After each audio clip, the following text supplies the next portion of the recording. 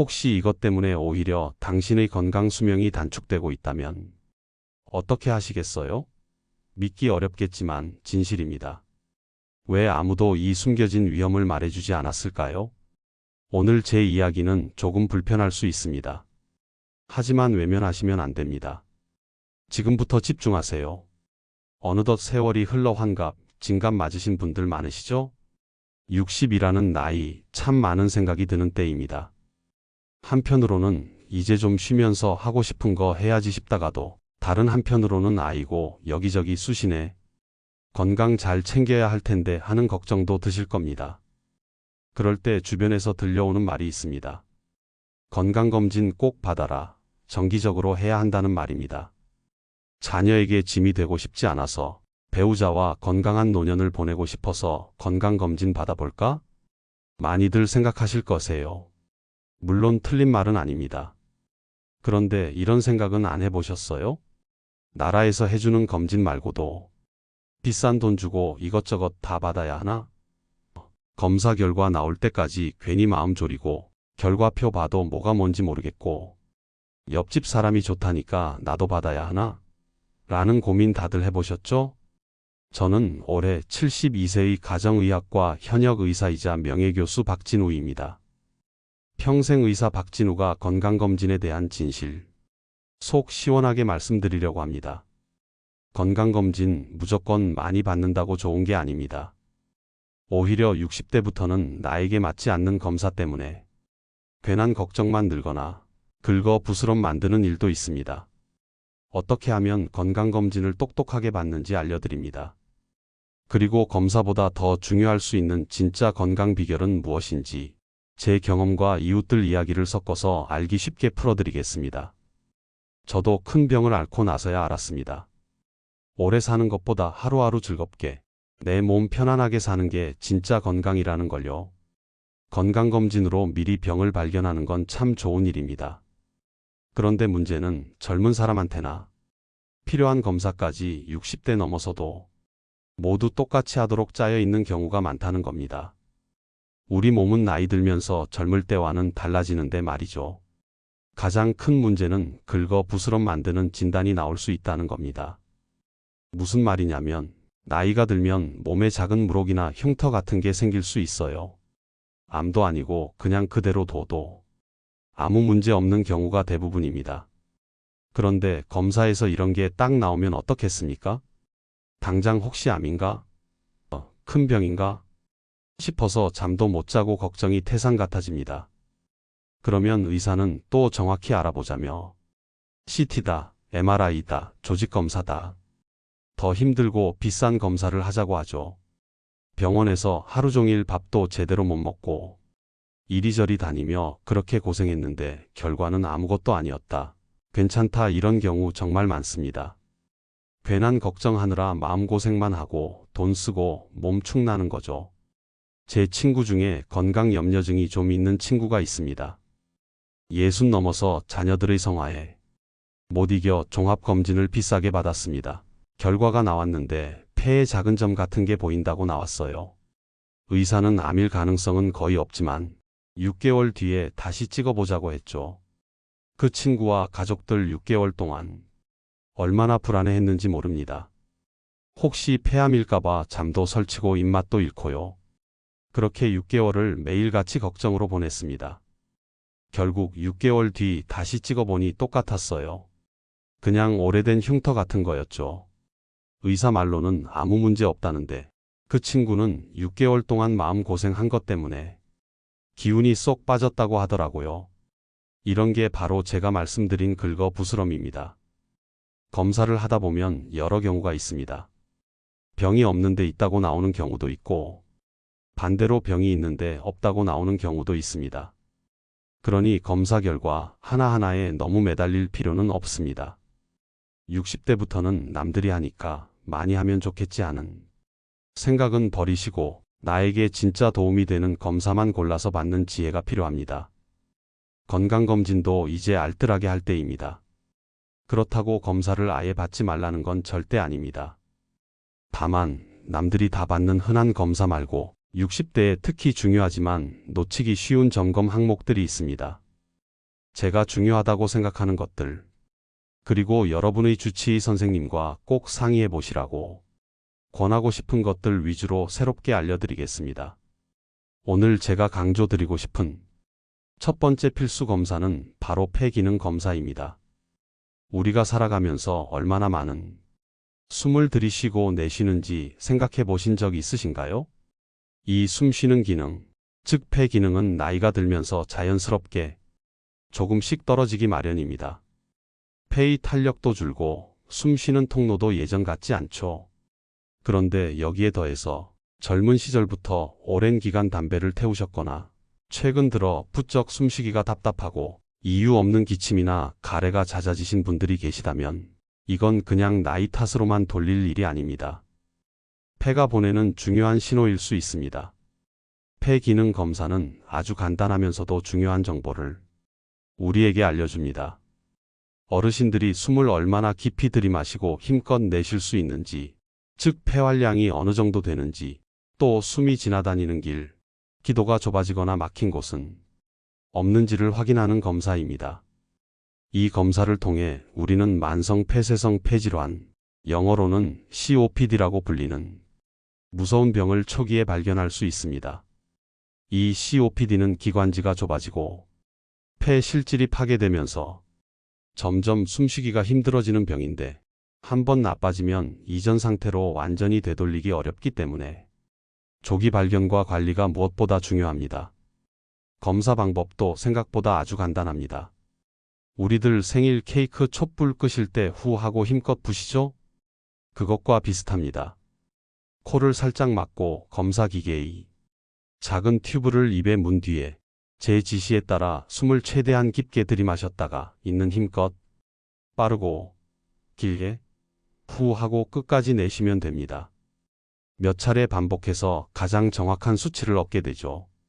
조금 숨이 찰 수는 있지만 아프거나 힘든 검사는 결코 아닙니다. 이 폐 기능 검사의 중요성을 뒤늦게 깨달으신 한 분이 있습니다. 제가 담당했던 74의 이강일님 이야기입니다. 이 환자분 20대부터 거의 40년 넘게 담배를 피우셨어요. 금연하신 지는 10년이 넘었지만 늘 아침이면 마른 기침을 하셨고 가래도 조금씩 끓으셨죠. 본인은 그저 오래 담배 피운 사람들은 다 이렇지 뭐하고 대수롭지 않게 여기셨습니다. 그런데 한 2년 전부터인가 예전엔 가볍게 오르던 아파트 2층 계단도 중간에 한번 쉬었다 가야 할 정도로 숨이 차고 밤에 누우면 가슴에서 쌕쌕거리는 소리가 들리기 시작하셨다고 해요. 그래도 병원 갈 생각은 못 하시고 나이가 들어서 그렇겠지, 기력이 쇠했나 보다 하고 지내셨답니다. 그러다 작년 겨울 심한 감기 끝에 폐렴으로까지 진행되어 입원 치료를 받으시게 됐습니다. 그때 제가 폐 기능 검사를 강력하게 권유드렸어요. 검사 결과 이미 만성 폐쇄성 폐질환이 상당히 진행된 상태였습니다. 폐활량도 정상인의 절반에도 미치지 못했고요. 어르신은 그제야 그래서 그렇게 숨이 찼던 거구나, 그냥 나이 탓인 줄로만 알았는데 하시며 크게 낙담하셨습니다. 다행히 늦게나마 진단을 받으시고 적극적으로 약물 치료를 시작하셨고 금연은 물론 호흡 재활 운동도 열심히 배우셨습니다. 지금은 예전만큼은 아니지만 그래도 숨 가쁨 증상이 많이 좋아지셔서 가벼운 산책도 가능해지셨고 무엇보다 밤에 편안하게 주무실 수 있게 되었다며 무척 고마워하십니다. 하지만 환자분 아직도 가끔 말씀하세요. 원장님, 조금만 더 일찍 이 검사를 알았더라면 내 폐를 이렇게까지 망가뜨리진 않았을 텐데요 하고요. 이강일 어르신의 사례처럼 폐 기능 검사는 숨겨진 폐 질환을 찾아내는 매우 중요한 검사입니다. 특히 오랜 기간 흡연을 하신 분, 직업적으로 분진이나 유해 가스에 노출되셨던 분, 그리고 이유 없이 숨이 차거나 기침, 가래가 오래 지속되는 분들은 반드시 정기적으로 폐 기능 검사를 받아보시길 바랍니다. 증상이 없더라도 50대 이후라면 한 번쯤 기본 검사를 받아보시는 것도 좋습니다. 초기에 발견하면 약물 치료나 생활 습관 개선을 통해 병의 진행을 늦추고 삶의 질을 훨씬 높일 수 있습니다. 우리 몸의 엔진과도 같은 폐, 건강할 때 지켜야 하지 않겠습니까? 자, 다음으로 우리 여성분들에게 꼭 한번 확인해 보시라고 권해드리고 싶은 검사가 있습니다. 바로 갑상선 기능 검사입니다. 우리 목 앞쪽에 마치 작은 나비 한 마리가 앉아 있는 듯한 모양의 기관이 바로 갑상선입니다. 이 작은 갑상선은 우리 몸 전체의 신진대사, 즉 에너지 발전소의 속도를 조절하는 아주 중요한 호르몬을 만들어냅니다. 그런데 나이가 들면서 특히 여성분들은 폐경기를 전후로 이 갑상선 기능에 문제가 생기는 경우가 생각보다 많습니다. 갑상선이 너무 일을 많이 해서 호르몬이 과다하게 나오는 것을 갑상선 기능 항진증이라고 하고, 반대로 일을 너무 안 해서 호르몬이 부족해지는 것을 갑상선 기능 저하증이라고 합니다. 이 기능에 이상이 생기면 정말 다양한 증상들이 나타날 수 있습니다. 예를 들어 이유 없이 너무 피곤하고 잠을 자도 개운치가 않다거나, 어떤 분은 식욕이 없는데도 자꾸 체중이 늘고 몸이 붓기도 하고, 또 어떤 분은 반대로 많이 먹는데도 살이 쭉쭉 빠지기도 합니다. 또 가슴이 두근거리거나 손발이 떨리고 더위를 참기 힘들거나 반대로 추위를 너무 많이 타기도 하죠. 감정 기복도 심해져서 별일 아닌데도 울컥하거나 예민해지고 기억력이 떨어진 것 같다는 분들도 계십니다. 문제는 이런 증상들이 워낙 다양하고 서서히 나타나다 보니 많은 어르신들이 그저 나이가 들어서 그렇겠지 갱년기 증상이려니 하고 대수롭지 않게 넘기시는 경우가 정말 많다는 겁니다. 실제로 제가 진료했던 72살의 오미자님이 바로 그러셨어요. 오미자 어머님은 젊었을 적부터 워낙 부지런하시고 활달하셔서 주변에서도 에너자이저로 통하던 분이셨어요. 그런데 한 2-3년 전부터 부쩍 기운이 없고, 예전엔 거뜬히 하던 시장 나들이도 힘에 부치고 낮에도 깜빡깜빡 조는 일이 잦아지셨다고 합니다. 입맛도 없는데 이상하게 몸은 자꾸 붓고 체중은 늘어나고, 겨울에는 유난히 추위를 못 견디셨어요. 성격도 예민해져서 사소한 일에도 쉽게 짜증을 내시니 가족들도 어머니가 나이 드시더니 변하셨나 하고 걱정은 하면서도 뾰족한 수를 내지 못했죠. 어머님 스스로도 늙으면 다 이런 거지 뭐, 약도 없다 하시면서 힘든 시간을 보내셨습니다. 예전엔 손주들 보는 게 낙이었는데 이젠 안아줄 기운도 없다고 한숨만 쉬셨죠. 그러다 어느 날 따님이 억지로 어머님을 모시고 제게 오셨어요. 어머니가 예전 같지 않으시다. 혹시 다른 큰 병이라도 생긴 건 아닌지 걱정된다고요. 여러 이야기를 듣고 몇 가지 검사를 진행했는데 바로 이 갑상선 기능 검사에서 원인이 밝혀졌습니다. 갑상선 기능 저하증이었죠. 갑상선에서 호르몬을 충분히 만들어내지 못하니 몸의 에너지 발전소 연료가 바닥난 상태나 마찬가지였던 겁니다. 다행히 오미자 어머님은 갑상선 호르몬제를 꾸준히 복용하시면서 빠르게 건강을 회복하셨습니다. 한두 달 만에 피로감이 눈에 띄게 줄었고 붓기도 빠지고 무엇보다 예전처럼 환한 웃음과 활기를 되찾으셨어요. 얼마 전에는 손주 유치원 발표회에 가서 열심히 박수도 치고 오셨다며 제게 자랑을 하시는데 저도 참 기뻤습니다. 어머님께서 그러시더군요. 원장님, 진작 검사받고 치료할 걸 그랬어요. 괜히 나이 탓만 하고 몇 년을 골골댔는지 몰라요. 이젠 날아갈 것 같아요. 하고요. 오미자님의 경우처럼 갑상선 질환의 증상은 매우 다양하고, 또 우리가 흔히 노화의 증상으로 여기는 것들과 비슷해서 놓치기 쉽습니다.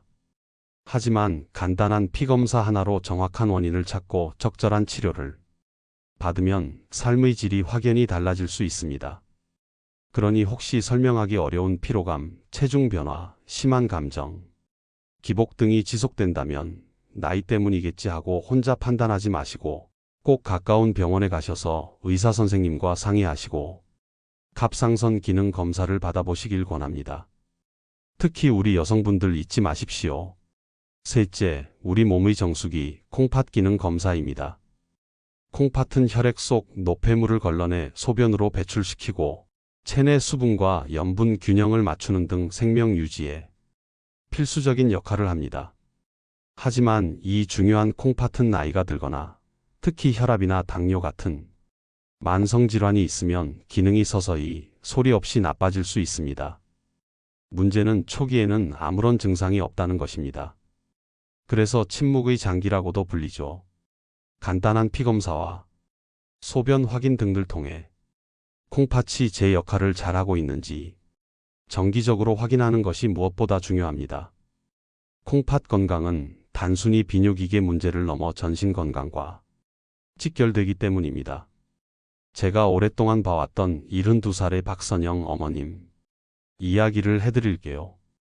박 어머님은 고혈압으로 약을 드신 지는 20년이 넘었지만 혈압 조절도 잘 되고 별다른 불편함이 없으셔서 스스로 건강관리를 잘하고 있다고 생각하셨어요. 제가 매년 콩팥 기능 검사를 권해드렸지만 원장님, 저 혈압약 먹고 혈압 좋은데요? 소변도 잘 보고 붓는 것도 없는데 굳이 검사까지 할 필요 있나요? 하시면서 몇 년을 그냥 지나치셨죠. 그러던 어느 해 독감 예방주사를 맞으러 오셨다가 제가 다시 한번 간곡히 권해서 정말 오랜만에 콩팥 기능 관련 피검사와 소변 검사를 하셨습니다. 그런데 결과가 좋지 않았어요. 혈액 검사에서 크레아티닌 수치가 정상보다 높았고 이를 바탕으로 계산한 사구체역과율, 즉 콩팥이 얼마나 노폐물을 잘 거르는지 보는 수치가 상당히 떨어져 있었습니다. 만성 콩팥병 3기였습니다. 어머님은 정말 깜짝 놀라셨죠. 아무 증상도 없었는데 내 콩팥이 이렇게 나빠졌다고요? 하시면서요. 다행히 더 늦기 전에 발견해서 식단 조절을 시작하고 혈압약도 콩팥 보호 효과가 있는 약으로 조절하면서 지금은 더 나빠지지 않도록 관리하고 계십니다. 하지만 어머님은 늘 말씀하세요. 원장님 말씀 들을 걸 그랬어요. 증상이 없다고 건강한 게 아니라는 걸 뼈저리게 느꼈어요. 소리 없이 나빠진다니 정말 무섭더군요 하고요. 콩팥은 한번 망가지면 이전 상태로 되돌리기가 매우 어렵습니다. 기능을 완전히 상실하면 혈액 투석이나 신장 이식 외에는 방법이 없게 됩니다. 그러니 아무 증상이 없더라도 특히 고혈압이나 당뇨가 있으신 분들은 1년에 한 번 반드시 콩팥 기능 검사를 받으셔서 미리미리 점검하셔야 합니다. 자, 그리고 우리가 정말 중요하게 살펴봐야 할 네 번째 검사가 있습니다. 바로 목혈관, 즉 경동맥 초음파 검사입니다. 여러분들 중풍 혹은 뇌졸중이라는 말 들어보셨죠? 생각만 해도 아찔한 질병입니다. 우리 목에는 뇌로 혈액을 공급하는 아주 중요한 파이프라인, 바로 경동맥이라는 굵은 혈관이 지나갑니다. 그런데 이 중요한 혈관벽에 나쁜 기름 찌꺼기, 전문 용어로는 플라크라고 하는데요. 이런 것들이 차곡차곡 쌓여서 혈관벽이 두꺼워지거나 아예 혈관이 좁아지고 막히게 되면 어떻게 될까요? 네, 바로 뇌로 가는 피가 부족해지거나 혈관이 터져 뇌세포가 손상되는 중풍, 즉 뇌졸중의 위험이 매우 높아지는 것입니다. 경동맥 초음파 검사는 아주 간단합니다. 초음파 기계를 목에 살짝 대고 혈관의 상태, 즉 혈관벽의 두께나 플라크가 있는지, 혈류는 원활한지를 직접 눈으로 보는 검사입니다. 아프지도 않고 방사선 걱정도 없죠. 그런데 이 간단한 검사의 중요성을 미처 알지 못하고 혹은 나는 괜찮겠지 하는 마음으로 간과했다가 뒤늦게 땅을 치며 후회하신 분의 안타까운 사연이 있어 잠시 소개해드리고자 합니다. 제가 오랫동안 진료해온 75세 박철수 아버님의 이야기입니다. 박철수 아버님은 평생을 성실하게 살아오셨고 퇴직 후에는 부인과 함께 국내 여행도 다니시고 손주들 재롱 보는 낙으로 소소한 행복을 누리던 분이셨어요. 혈압이 조금 높아서 약은 드시고 계셨지만 매일 아침 공원 산책도 하시고 식사도 잘 챙겨 드셔서 스스로는 건강하다고 생각하셨죠. 자녀분들이 종합검진 한번 받아보시라고 권유해도 나는 혈압 말고는 다 괜찮다. 쓸데없이 돈 쓴다며 한사코 마다하셨습니다. 그러던 어느 날 아버님이 댁에서 갑자기 쓰러지셨습니다. 평소처럼 아침 식사를 마치고 신문을 보시다가 갑자기 한쪽 팔다리에 힘이 쭉 빠지고 말이 어눌해지면서 의식을 잃으셨다고 해요. 가족들이 급하게 응급실로 모셨고 검사 결과는 안타깝게도 뇌경색, 즉 뇌혈관이 막힌 것이었습니다.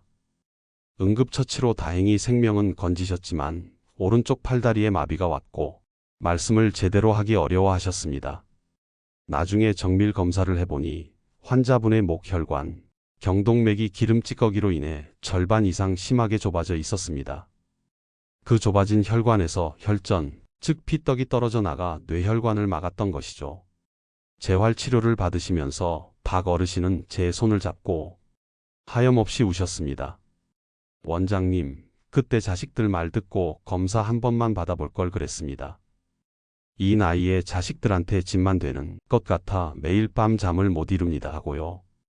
평생 당당하게 살아오셨던 분이 하루아침에 거동이 불편해지고 간단한 식사조차 부인의 도움을 받아야 하는 현실의 깊은 절망감을 느끼셨던 겁니다. 만약 환자분께서 몇 년 전, 아니 몇 달 전에라도 경동맥 초음파 검사를 통해 혈관 상태를 미리 확인하셨더라면 어쩌면 오늘과 같은 불행은 막을 수 있었을지도 모릅니다.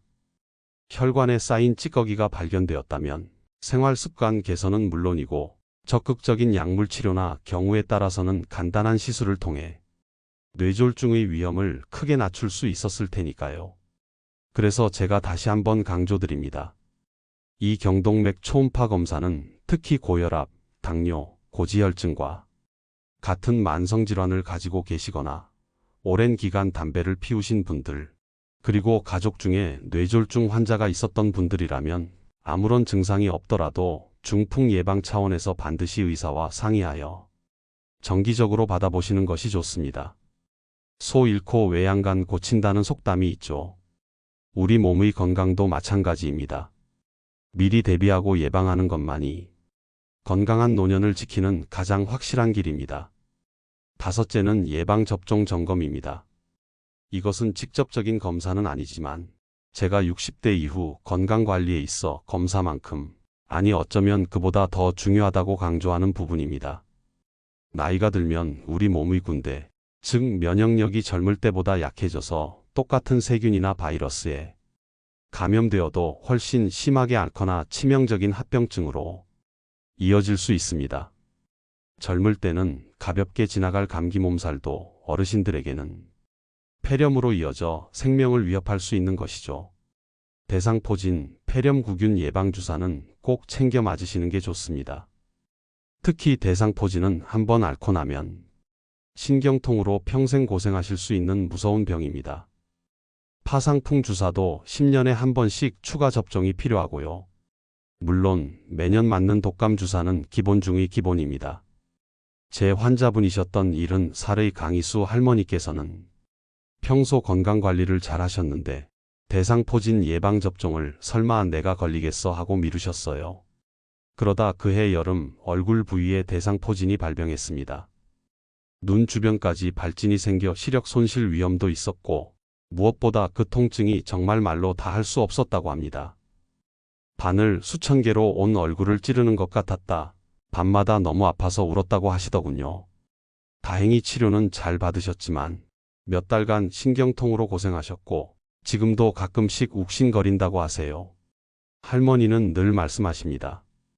원장님, 그때 백신 한 방만 맞았더라면 그 지옥 같은 통증은 겪지 않았을 텐데요.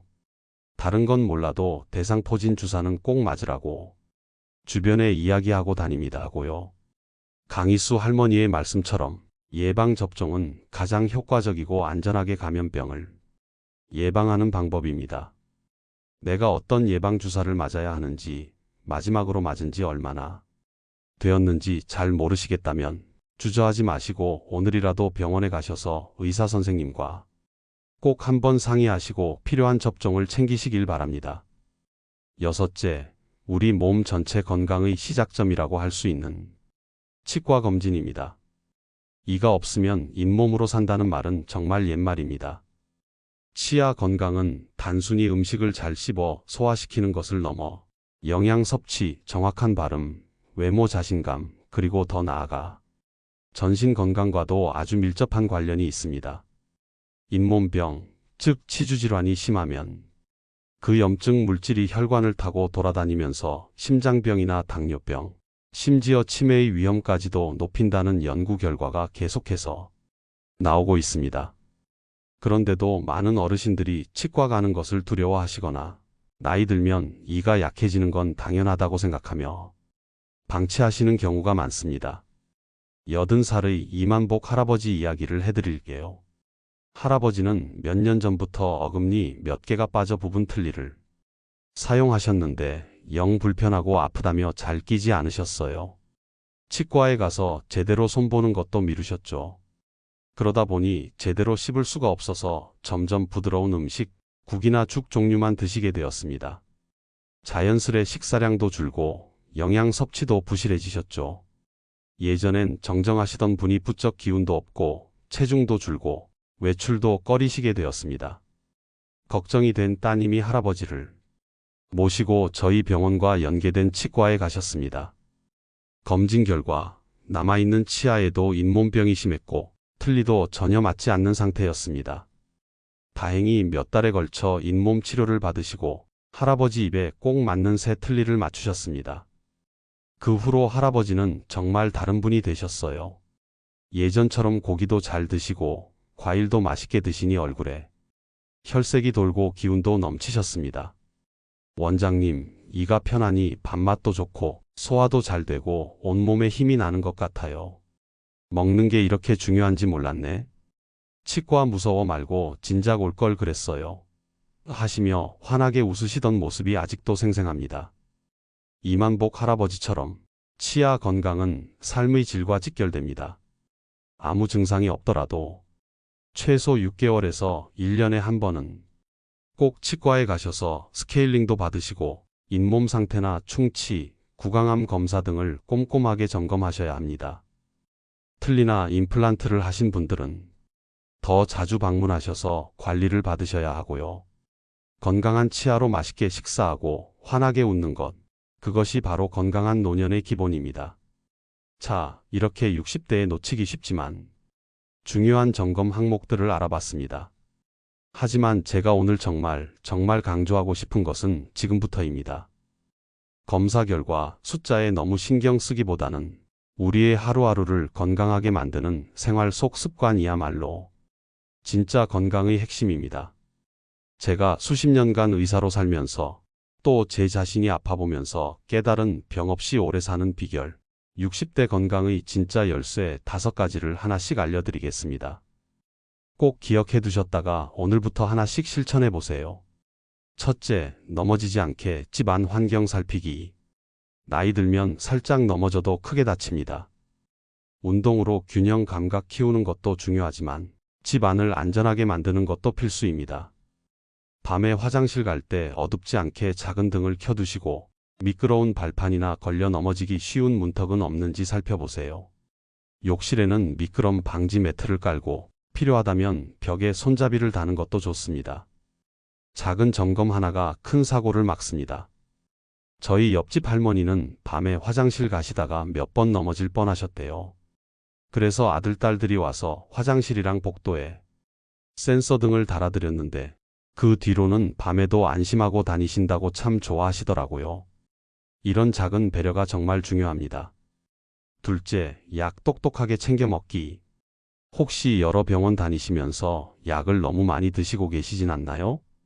나이가 들면 여기저기 아픈 곳이 많아 약 종류가 늘어나기 쉬운데 이게 서로 안 좋은 영향을 줄 수도 있고 불필요한 약 때문에 오히려 몸이 더 힘들어질 수도 있습니다.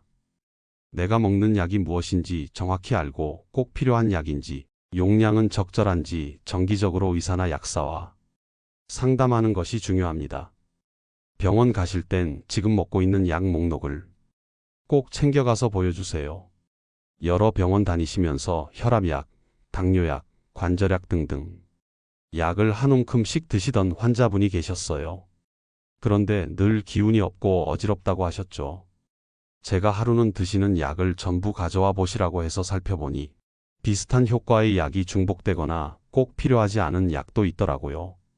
담당 의사 선생님들과 상의해서 약을 좀 정리해드렸더니 그 뒤로 어지럼증도 줄고 훨씬 컨디션이 좋아지셨다고 합니다. 약도 다이어트가 필요할 수 있습니다. 셋째, 하루 15분 햇볕 쬐기. 비타민 D, 우리 몸에서 햇볕을 받아야 만들어지는 거 아시죠? 이게 뼈 건강에도 중요하고 기분 좋게 하는 데도 도움이 됩니다. 그렇다고 일부러 뜨거운 땡볕에 오래 계시라는 게 아닙니다. 오전 10시에서 오후 2시 사이에 팔이나 다리 등을 내놓고 하루 15분에서 20분 정도만 가볍게 산책하거나 앉아서 햇볕을 쬐는 것만으로도 충분합니다. 너무 흐린 날 아니면 유리창 통과하지 않은 햇볕이 좋습니다. 경로당 어르신들도 보면 안에만 계실 때보다 잠깐이라도 밖에 나와 햇볕 쬐고 들어오시면 표정이 훨씬 밝아지시는 걸 느껴요. 햇볕이 주는 에너지가 분명 있는 것 같습니다.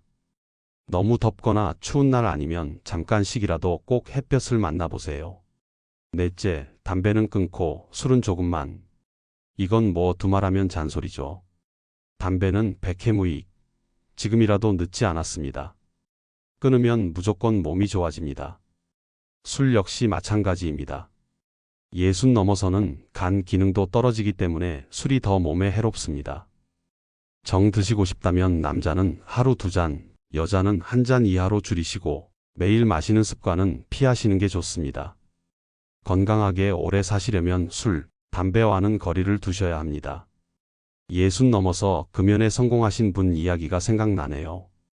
평생 담배를 달고 사셨는데 손주가 할아버지 담배 냄새 싫어요 하는 말에 충격받고 큰맘 먹고 끊으셨대요. 처음엔 너무 힘들었지만 몇 달 지나니 아침에 일어날 때 몸이 개운하고 숨쉬기도 편해지고 무엇보다 손주가 안아주는 걸 너무 좋아하신다고 해요.